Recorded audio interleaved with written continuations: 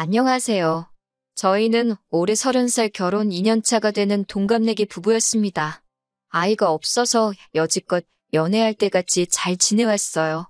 특히나 저희 부부의 특성상 양가 어른들 간섭도 받을 일이 거의 없었기 때문에 신혼생활 분위기를 더 오래 만끽할 수 있었네요.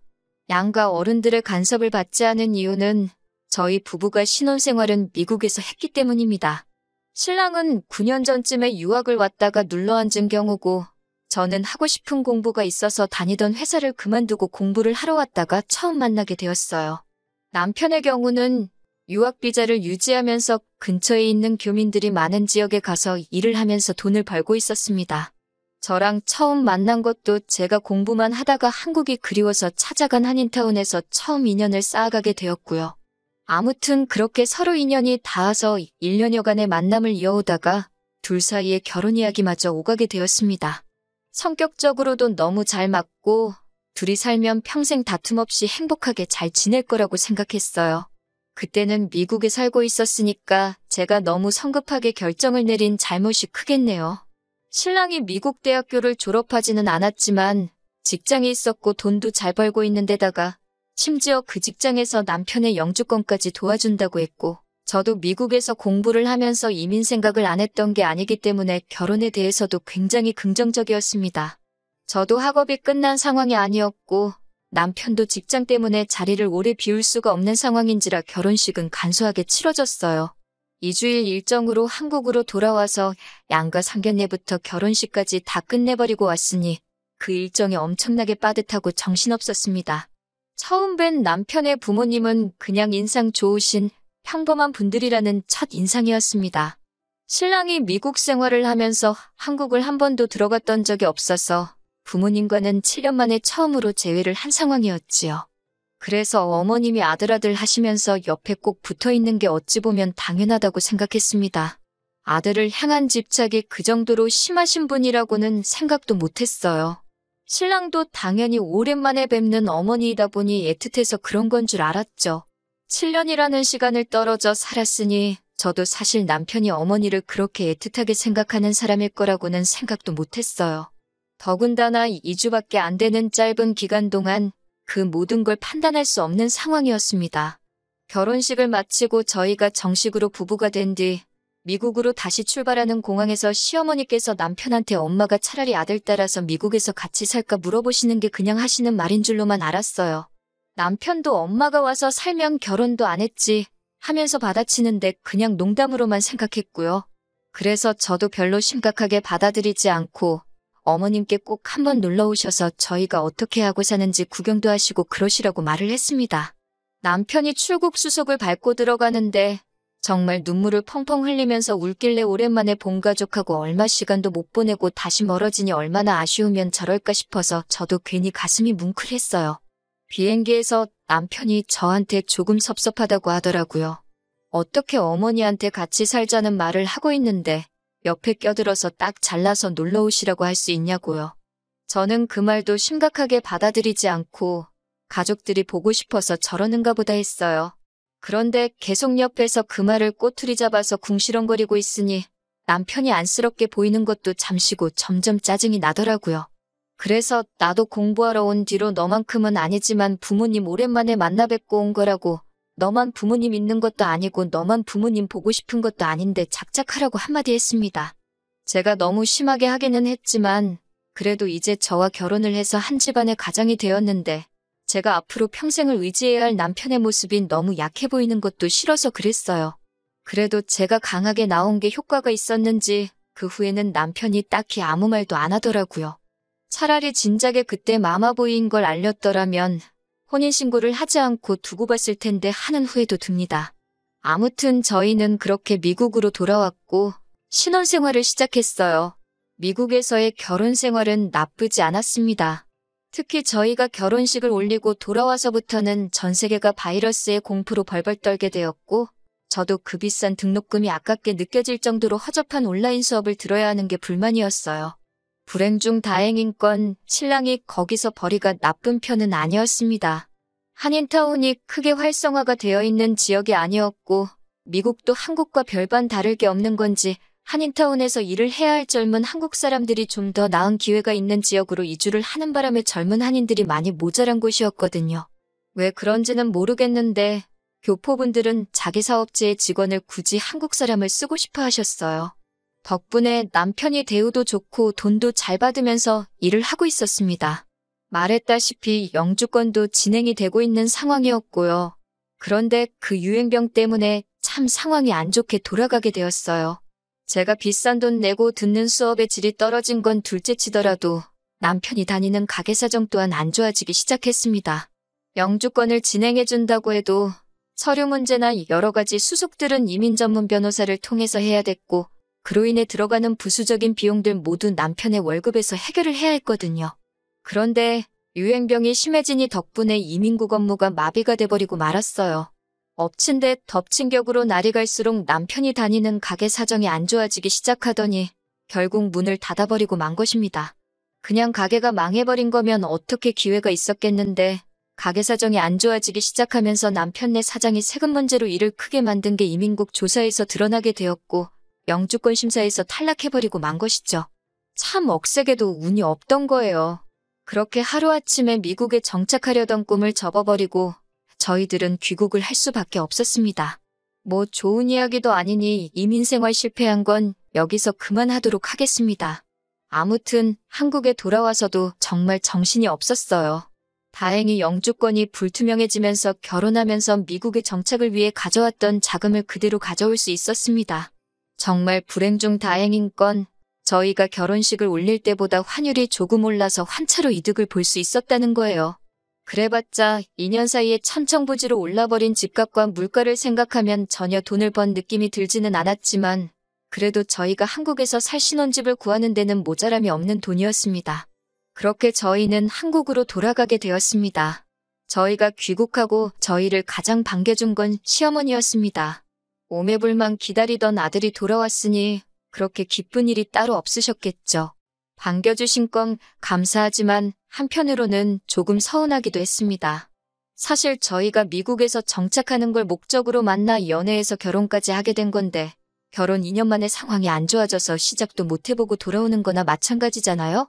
조금만 더 있었으면 오히려 영주권도 나와서 주기적으로 저희가 오며 가며 해도 다시 볼 수 있는 거고 집을 사게 되면 시부모님께서 놀러 오셔도 되는 상황이었잖아요. 당장 다시 만나서 반가운 건 이해는 하지만 무조건 잘 왔다고 하시는 게 이해가 가질 않았습니다. 당시 가장 큰 문제는 그나마 다행스럽게도 제가 미국에서 공부했던 건 다 학력으로 인정을 받아 좋은 조건의 회사에 곧바로 취직을 할 수 있었지만 대학 졸업까지 포기하고 미국 생활 평생을 바쳐 일한 곳이 따지고 보면 그저 동네 구멍가게였던 신랑은 학력도 경력도 인정받을 수 없어서 직장을 찾는 게 하늘의 별따기였습니다. 미국에서 살았다고 무조건 영어를 잘하는 것도 아니어서 영어 선생님 같은 건 꿈도 꿀 수가 없었어요. 그 부분에 대해서 제가 살짝 불만스럽게 말하고 앞으로 어떻게 해야 할지 고민이라고 말했는데 어머님은 무작정 우리 아들은 뭐든지 다 할 수 있다고 중고등학생 때나 해줘도 먹힐까 말까 한 막연한 기대감으로 칭찬을 하고 계시는 겁니다. 거기다가 대고 나를 세울 수가 없으니 그저 한숨만 나올 뿐이었어요. 어머님은 저를 따로 방으로 부르시더니 저보고 제정신이냐며 역정을 내기 시작하셨습니다. 이제 시작하려는 애한테 용기를 주지는 못할 망정 기를 죽이고 있냐고요. 저는 기를 죽인 게 아니라 현실을 보고 말씀드리는 거라 했더니 너 잘났다며 어디 어른이 말하는데 따박따박 말대꾸를 하냐고 말하고 대화를 단절시켜버리는 겁니다. 저희가 살 거처가 마련될 때까지는 저는 친정에서 남편은 시댁에서 떨어져 지내기로 했습니다. 그렇게 시어머니와 한바탕 하고 친정으로 혼자서 돌아가고 있는데 남편한테 연락이 오더라고요. 제 기분을 풀어주려고 전화를 한 건가 싶어서 받았더니 말끝마다 엄마가 물어보라는데 하면서 별 쓰잘데기 없는 질문을 하더라고요. 신혼집을 구할 때 친정에서는 돈을 얼마나 더 해주신다니 제가 취직하기로 한 곳에 자기가 일할 곳은 없는지 한번 물어봐달라고 했다느니 돈은 얼마씩 받고 일하는 거냐 하는 것들이요. 이렇게 마마보이인지도 몰랐는데 물어보는 질문의 수준만 봐도 한숨이 나와서 그걸 네가 알아서 뭐 할 거냐고 말하고 전화를 끊어버렸습니다. 그나마 다행이었던 건 시부모님이 한국에서 식당을 하나 운영하셨다는 것이었고 신랑이 거기서 서빙일이라도 하면서 용돈벌이를 할 수 있었다는 거예요. 돈은 얼마 되지 않겠지만 그래도 아무것도 안 하는 것보다야 괜찮겠다 생각했습니다. 그런데 문제가 터져버린 거예요. 미국도 그랬지만 한국도 그 시국에 자영업자들이 많이 피해를 봤다는 건 저도 익히 듣고 봐와서 알고 있습니다. 시부모님의 가게도 당연히 같은 상황이었겠지요. 그래도 요즘은 많이 완화되었고 뉴스에서 보니까 오히려 서비스직의 일자리는 많은데 일하려는 사람이 없다고 총체적인 구인난이라는 소식까지 들었는데요. 차라리 시부모님이 하는 가게가 아니라 생판 모르는 사람이 하는 데서 일을 했으면 괜찮았을 텐데 말입니다. 남편이 시부모님 가게에 일을 나가기 시작한 지도 2달이 다 되어 가는데 남편이 돈 한 푼 가져온 적이 없었어요. 다른 사람도 아니고 아들인데 설마 돈을 떼먹으시려나 싶어서 아무 말도 안 하고 있었습니다. 그때는 저희가 살 집을 구한 상황이었고 돈이 조금 모자라서 양가의 지원을 똑같이 받은 상황이었어요. 그런데 차가 없으니 너무 불편하더라고요.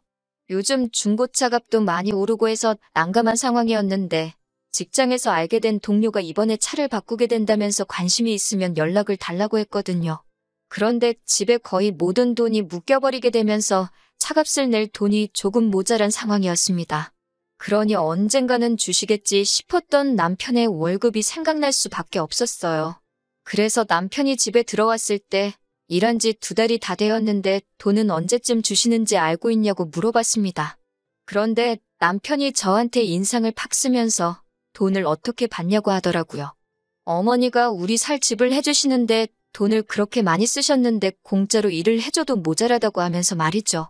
그러면서 자꾸 제 월급이 얼마나 되느냐 물어보더니 우리도 이제 집도 생기고 자리도 잡았으니 부모님들께 한 달에 100만 원씩은 드려야 하는 거 아니냐는 헛소리를 하는 겁니다. 제 월급이 얼마인지 말 안 해준 게 천만다행이라는 생각도 들고 이 인간이 지금 제정신이 아니라서 뭐가 똥이고 뭐가 된장인지 구분도 못하고 있는 건가 하는 생각이 들었어요. 집 살 때 시댁에서만 돈을 해줬냐고 친정에서도 똑같이 해줬는데 그 돈을 왜 시댁에만 갚아야 하냐고 한마디 했습니다. 그리고 정당하게 일을 했는데 그 돈을 왜 못 받아오냐고 좋은 말로 할 때 2달치 월급 받아오라고 했습니다. 자꾸 엄마가 힘들어 보이는데 돈을 어떻게 달라 그러냐. 그럼 이번 달까지는 안 받기로 한 거니 안 받겠다. 다음 달부터 받아오겠다. 뭐 이런 이야기를 하는 겁니다. 헛소리 집어치우라고 대신 저도 100번 양보해준다고 말하고 첫 달치는 그래. 용돈 드린 셈 치자 하고 넘어가기로 했습니다.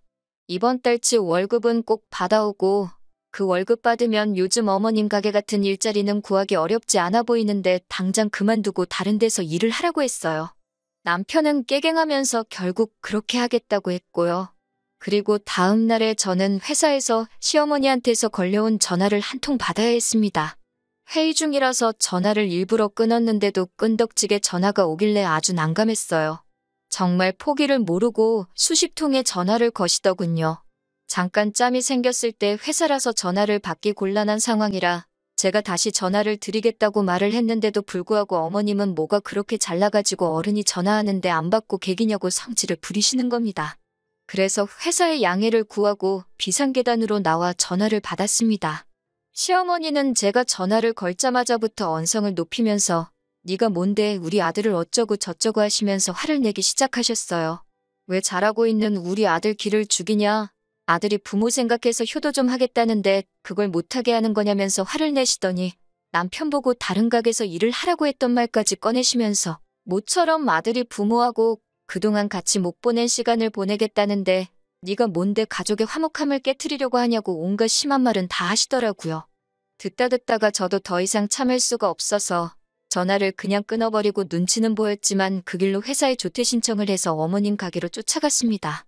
남편은 들어오는 저를 보고 흠칫 놀랐는데 어머님은 놀란 기색도 없이 저를 보자마자 저 망할 것 하면서 무슨 낯짝으로 여길 찾아왔냐고 하시는 겁니다. 제가 가게까지 찾아간 건 더 길게 이야기를 할 생각이 없어서란 것도 모르시고 제가 무슨 사죄를 하러 온 건 줄 착각하시고는 잘못을 해서 어른들한테 잘 보이러 왔으면 손에 뭐라도 들고 오는 게 예의가 아니겠냐며 제가 그렇게 예의도 모르는 사람인 줄 몰랐다고 그걸 미리 알았다면 결혼도 안 시켰을 거라고 하시는 거예요. 그 말을 듣자마자 저도 목구멍까지 올라왔다가 다시 들어간 말을 그냥 뱉어버렸습니다. 제가 여기 사과하러 온 줄 아셨냐고 어머님이 아들을 아직 더 품어있고 싶어하는 것처럼 보여서 그 소원 들어드리러 온 거라고 말하고 이혼하겠다고 당당하게 한마디 했습니다. 아들 그렇게 계속 품고 살라고 말이죠. 미국에서 정착하려는 모습에 자립심이 강한 사람인 줄 알고 결혼을 했는데 아직도 엄마 품을 못 떠나는 햇병아리라면 그냥 엄마 품에서 계속 살게 해주는 게 서로를 위해서 좋겠다고요. 신혼집에 들어간 돈은 양가에서 똑같이 들어갔지만 어머님이 아드님 월급 한 달치 떼먹은 만큼 저한테 더 지분이 있는 거라고, 그러니 들어간 돈만큼 돌려드릴 테니 집은 제가 갖겠다고 했어요. 어머님이 집을 왜 네가 갖냐고 또 노발대발 하시길래 어떻게 하든 상관없다고, 그럼 집값의 반을 이달 내로 저한테 보내라고 했습니다. 어차피 시부모님도 집 해준다고 대출을 더 받으신 걸로 알고 있고 직장도 없는 남편한테 그만한 대출이 나올 리가 없거든요. 남편 쪽에서 집값의 반을 줄 수 있는 능력이 안 되는 걸 알고 한 말이었습니다. 현실을 좀 봤으면 해서 일부러 그렇게 말한 거예요. 당연히 그 돈을 못 만든다는 계산이 섰는지 시어머니가 쩔쩔매기 시작하더니 다시 언성을 높이면서 그깟 집은 네가 가져가라고 또 말을 바꾸는 겁니다. 시어머니한테 능력도 안 되는 아들 어떻게든 잘 살아보려고 노력하는 며느리를 이렇게 놓치게 된 거 평생 후회할 거라고 한마디 해줬습니다. 제가 지금 받는 월급이 얼마고 저 혼자 얼마나 잘 살 수 있고 그런 이야기는 하지도 않았어요.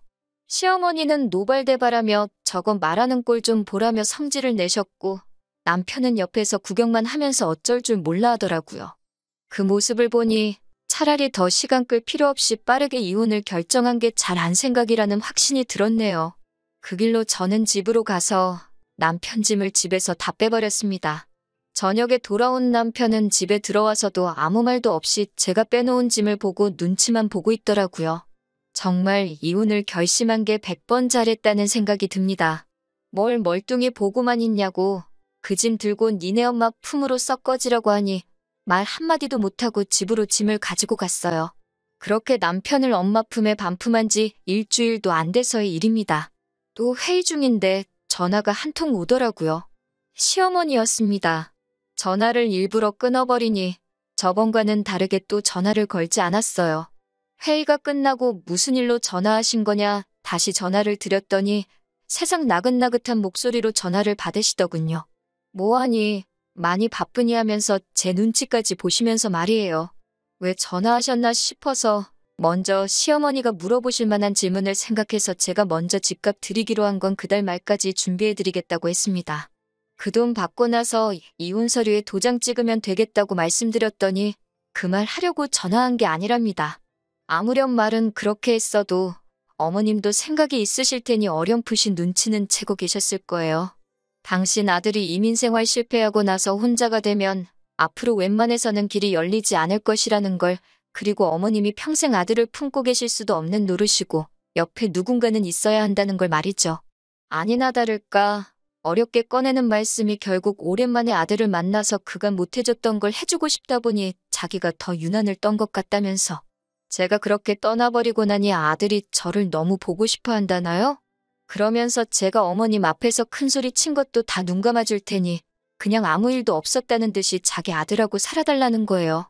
결국 끝까지 잘못했다는 말은 하지 않고 또 제가 큰소리를 쳤네, 그렇게 뒤도 안 돌아보고 가버렸네 하면서 무조건 제 잘못이고 그걸 다 용서해 줄 테니 돌아오라는 식으로 말하시더라고요.